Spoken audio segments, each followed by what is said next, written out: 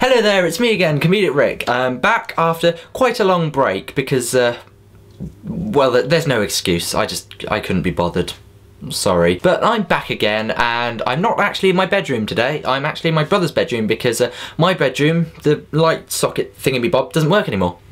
No idea why, it's probably loose connection or something, but it doesn't work, so I've got no light in my bedroom apart from a little flicky lamp thing that has a lampshade on it, which is ridiculous because that cancels out most of the light anyway. Now, unless you've been living under a rock for the past few years, you'll probably know what's coming up in the next week or so. Now, I'm not talking about Christmas, that's way too happy a subject for one of my vlogs. I'm talking about the apocalypse. That's right, the end of the whole world. And that happens on the 21st of December, according to some Mayan ancient race prediction calendar thing, which I, quite frankly, don't care about. But what I do care about is the fact that everyone's going to die. Well, they probably won't, but just in case they do, I'm going to be prepared. So I'm going to put together a zombie plan.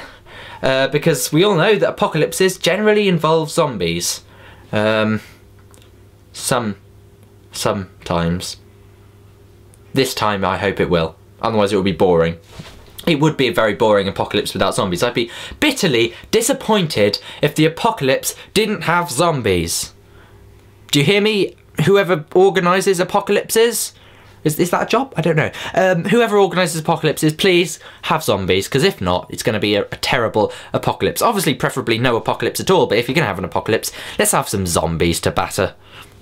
Thanks. So how would you survive a zombie invasion? Well, you'd need some tools, some kind of weapons, obviously, to kill them, because they're zombies and they need to be killed. Generally, removing the head or destroying the brain does the trick, so probably some kind of sharp object. Let's have a look. Is there anything around here that could be good? Let's have a look. Thunderbird one? Oh. Oh, I didn't know it did that. Anyway, Thunderbird 1. Perfect. Spiky at the end. It's got these kind of slashy bits for slashing, and you can clobber someone with it. Next thing you need, a car. Not a toy car with no wheels and a shitty bonnet. I actually mean a real car. Why do you need a car? Running over zombies, because it looks cool when they kind of splatter over the car. And, well, in zombie movies, it looks cool. Anyway, you'll need a car, basically, to make your escape, to drive wherever you're going to drive to. I'm not sure whether you're going to drive to be honest. In fact, a military base would probably be a good place to go to a zombie apocalypse, because there's guns and rations and stuff, but there's probably not going to be any military, because as we know, in the event of a zombie apocalypse, the military are going to be unavailable. I have no idea why, but the military will not exist and zombies will reign free. Otherwise, obviously, the zombie apocalypse wouldn't have happened in the first place, because there'd be like 3 zombies and they would have all been shot before they could actually bite anyone. So, in which case, you can go to the military base, tool up on guns and stuff, shoot all the zombies. You're made. So that's why you need a car.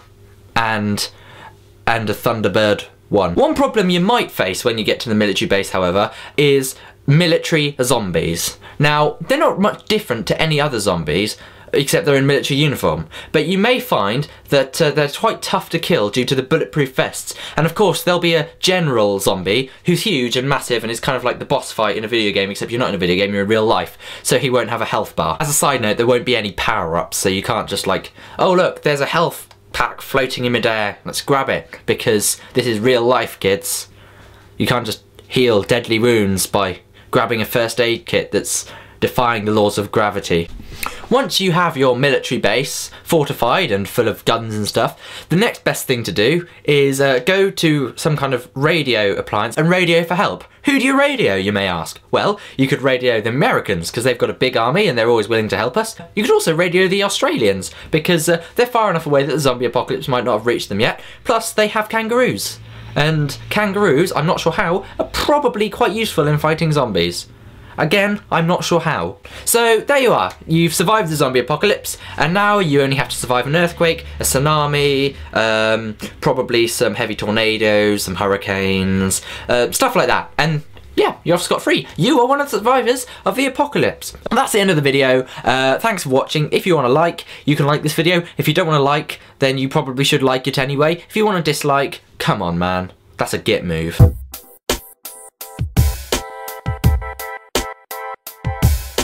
Twist it!